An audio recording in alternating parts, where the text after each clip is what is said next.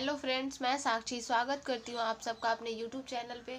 तो आज के वीडियो में हम बताने वाले हैं कि सूट का नाप किस तरीके से लेते हैं। तो वीडियो को इन तक ज़रूर देखिएगा।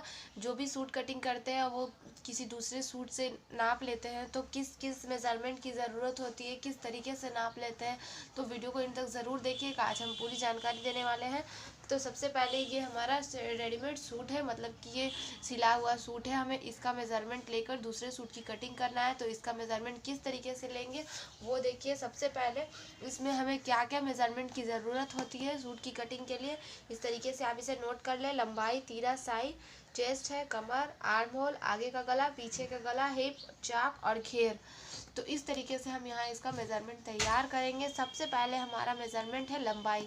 तो हम लंबाई किस तरीके से सूट का निकालेंगे वो देखेंगे। सबसे पहले तो लेंथ किस तरीके से लेंगे, सबसे पहले हमें ऊपर शोल्डर की तरफ से नाप लेना होता है।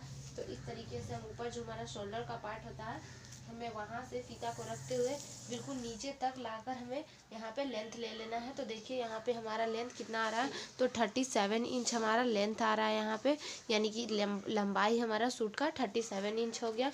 तो इस तरीके से लेंथ निकालें। तो यहाँ 37 हमारा लंबाई हो गया। अब हमारा मेज़रमेंट है तीरा। तो तीरा किस तरह से निकालेंगे वो देखिए। सबसे पहले तीरा को निकालने के लिए हमें शोल्डर का नाप लेना होता है। तो तीरा का नाप हम इस तरीके से लेंगे।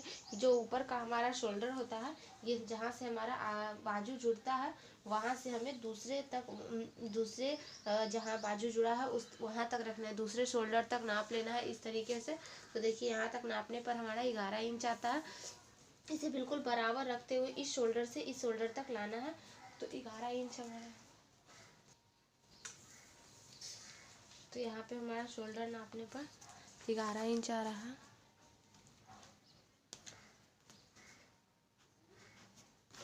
और साई भी हम इसी का हाफ करके निकालेंगे। इसका जो भी हाफ होगा वो हमारा साई हो जाएगा। तो इसका हाफ हो जाएगा 5.5 इंच। अब हमारा है चेस्ट। तो अब हमें चेस्ट का मेज़रमेंट निकाल लेना होगा। तो चेस्ट का किस तरीके से निकालते हैं, यहाँ जहाँ हमारा बाजू का नीचे जो जुड़ाव होता है वहाँ से हमें चेस्ट का पार्ट निकालना होता है। तो इस कॉर्नर से रख के हमें दूसरे तरफ नाप लेना है। तो देखिए हमारा यहाँ 20 इंच आ रहा है, यानी कि डबल में हमारा चेस्ट यहाँ 40 इंच आएगा। तो इसका चेस्ट हो जाएगा 40 इंच। इस तरीके से फीते को बिल्कुल बराबर रख के नापना है। तो यहाँ हमारा 40 इंच हो जाएगा। उसके बाद अब हमें कमर का नाप लेंगे। तो पहले चेस्ट का नाप निकाल लेने के बाद हम इसे नोट कर लेते हैं। 40 इंच हमारा यहाँ चेस्ट हो जाता है। अब हमारा आता है कमर। तो कमर का नाप लेंगे। तो कमर का नाप किस तरीके से लेंगे, कमर किसे कहते हैं, जो हमारा बीच वाला पार्ट होता है, मतलब चेस्ट के नीचे वाला पार्ट जो थोड़ा कम होता है, मतलब कि कमर थोड़ा सा यहाँ पे दबाव होता है, वो वाला पार्ट कमर होता है। तो उस तरीके से फीते को रखते हुए यहाँ पे कमर को नापेंगे। तो देखिए हमारा यहाँ 18 आ रहा है, यानी कि डबल में 36 आएगा। तो कमर 36 इंच होगा और 18.5 आया, तो हम यहाँ 37 इंच ले लेंगे।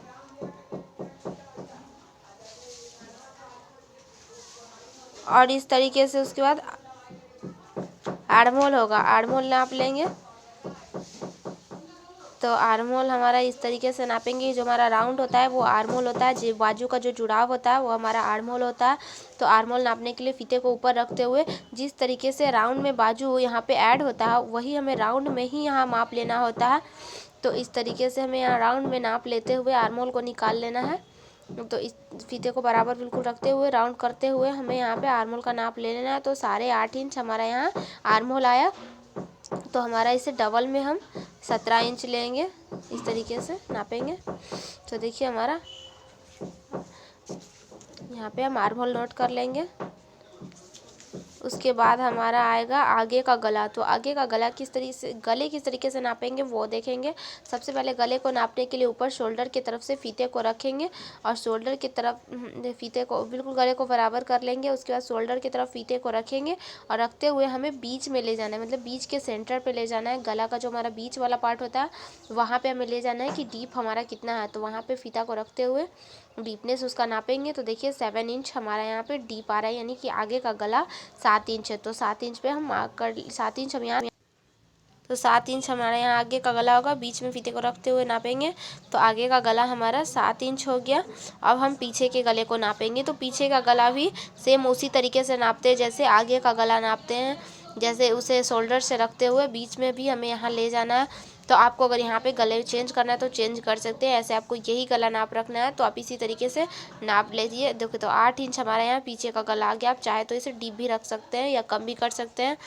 तो यहाँ पे 8 इंच हो गया। अब हमारा हिप है। हिप बहुत ही इंपॉर्टेंट पार्ट होता है, हिप से ही हमारा सूट का फिटिंग होता है। तो हिप का नाप लेंगे। हिप हमारा वहाँ होता है जो हमारा चाक साइड का जो खुलता है चाक, उसके ऊपर वाले पार्ट को हिप कहते हैं, यानी कि कमर वाले पार्ट को हिप कहते हैं।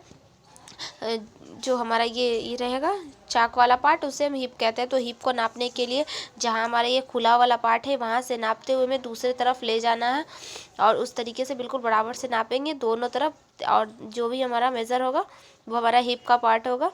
तो यहाँ से हम नाप लिए हैं। तो हमारा हिप का पार्ट हो रहा है 21 इंच हो रहा है।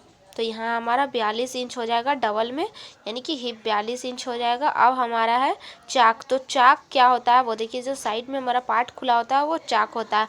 तो चाक किस तरह से मापते हैं, जो मतलब कि चाक खोलने का होता है कि हर सूट में नॉर्मल 18-19 इंच पे आप चाक खोल सकते हैं। लेकिन अगर किसी को सूट के नाप से ही लेना है तो उसको नाप लेंगे कि शोल्डर से रखते हुए देख लेंगे कि ये कितना इंच पे हमारा ये पार्ट खुला हुआ है। तो देखिए जैसे कि हमारे मेज़रमेंट के अनुसार यहाँ 20 इंच पे चाक खुल रहा है। तो हमें यानी कि चाक को 20 इंच पे ही लेना है। तो हम 20 इंच यहाँ चाक का नाप रख लेंगे। जब हम पार्ट साइड को खोलेंगे तो हम यहाँ 20 इंच पे ही रखेंगे। अब है नीचे का घेर, मतलब घेर। तो घेर का मतलब होता है नीचे जो हमारा लेंथ के पास जो घेर होता है, ये हमारा नीचे का घेर है। तो हमें घेर को नाप लेना है।